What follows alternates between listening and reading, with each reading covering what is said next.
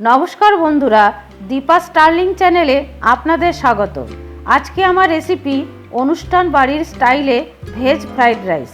এই রেসিপিটা পনিরের যে কোনো আইটেম, চিলি চিকেন, চিকেন কষা, মাটন কষা সব কিছুর সাথে সার্ভ করতে পারেন। চলুন দেখে নেওয়া যাক সহজে কিভাবে বানানো যায় তার ভিডিওটা। আমি এখানে বাসমতি চাল 1 ঘন্টা ভিজিয়ে রেখেছি। 1 ঘন্টার জায়গায় অন্তত আধ ঘন্টা এই চালটা ভেজাতে হবে।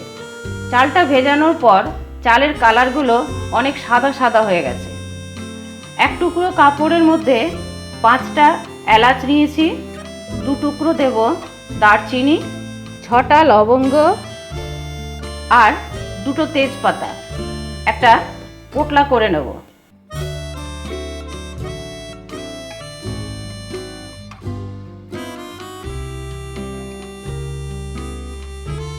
অপরদিকে একটা ডেচকিতে গরম জল বসিয়ে দিয়েছি। জলটা ফুটে উঠেছে। এর মধ্যে দেব 1 চামচ নুন আর 1 টেবিল চামচ দেব রিফাইন্ড অয়েল। রিফাইন্ড অয়েলটা দিলে চালগুলো গায়ে গায়ে লেগে যাবে না, আলাদা আলাদা থাকবে। এবারে এর মধ্যে ভিজিয়ে রাখা চালটা দিয়ে দেব।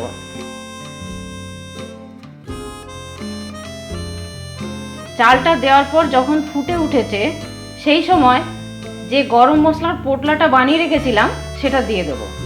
এতে চালের মধ্যে একটা সুন্দর গন্ধ উঠবে। বাসমতি চালের এমনিতে সুন্দর একটা গন্ধ থাকে, এতে গন্ধটা আরও ভালো হবে। পোটলা না করেও এমনিও দিয়ে দিতে পারেন, তাতে খাবার সময় বেছে বেছে খেতে হয়, অসুবিধে হয়। ভালো মতো ফুটে উঠেছে। এবারে গ্যাসের ফ্লেমটা মিডিয়ামে করে দেব। মিনিট 4 পরে চেক করে নেব। দেখুন চালটা আরও বেশি লম্বা লম্বা হয়েছে আর সাদা সাদা হয়েছে, কিন্তু এখনো সেদ্ধ হয়নি। আমি আরও কিছুক্ষণ চালটা সেদ্ধ হতে দেব। আবার মিনিট 2 পরে দেখব চালটা ঠিকঠাক সেদ্ধ হয়েছে কিনা। চালটা 90% সেদ্ধ হয়ে গেছে। এবারে আমি গ্যাসের ফ্লেমটা অফ করে দেব আর গরম মশলার যে পোটলাটা ছিল সেটা তুলে দেব। এবারে ফ্যানটা ঝেড়ে নেব। ফ্যানটা ঝরিয়ে নেবার জন্য এইরকম একটা বড় ফুটো ফুটোওয়ালা থালা নিয়েছি। এতে ভাতটা ছড়িয়ে যাবে আর তাড়াতাড়ি ঠান্ডা হবে। এক জায়গায় থাকলে ভাতটা আরও বেশি সেদ্ধ হয়ে যাবে। ভাতটা এবারে একটু ছড়িয়ে দেব থালার মধ্যে। ভাতটা হাওয়ার মধ্যে রেখে দেব আর ওপরের ভাতগুলো একটু ঠান্ডা হলে নিচের ভাতগুলো ওপরে করে দেব। এইভাবে করলে ভাতটা তাড়াতাড়ি ঠান্ডা হয়ে যাবে। ঠান্ডা হয়ে গেছে আর ঝরঝরে হয়েছে। এবারে একটা প্যানের মধ্যে দেব রিফাইন্ড অয়েল। প্রথমে 1 মুঠো কাজু বাদাম ভেজে নেব।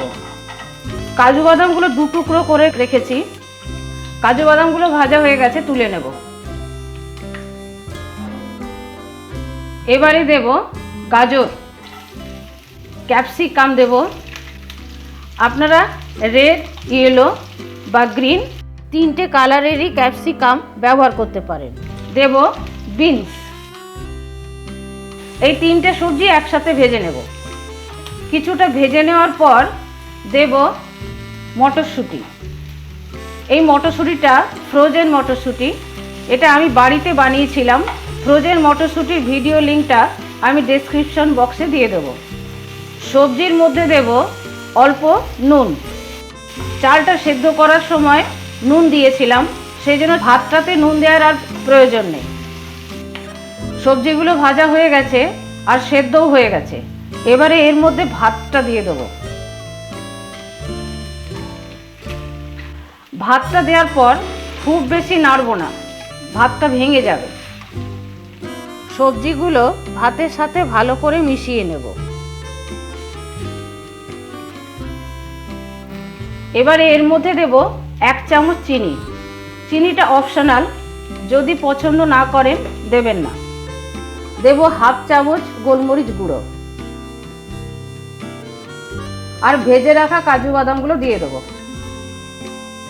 লাস্টে দেব 2 চামচ ঘি। এতে ঘিয়ের স্বাদ গন্ধটা ভালো আসবে।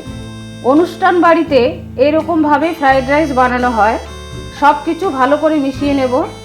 এইভাবে যদি ফ্রাইড রাইস বানানো হয় তাহলে ভাত ভেঙে যাওয়া বা গলে যাওয়ার কোনো টেনশন থাকবে না। আমার এই অনুষ্ঠান বাড়ির স্টাইলে ফ্রাইড রাইস বানানোর পদ্ধতিটা আপনাদের কেমন লাগলো কমেন্ট করে কমেন্ট বক্সে জানাবেন। ভালো লাগলে প্লিজ একটা লাইক করে দেবেন, শেয়ার করবেন আর সাবস্ক্রাইব করে বেল আইকনটি টিপে দেবেন পরবর্তী নোটিফিকেশনের জন্য।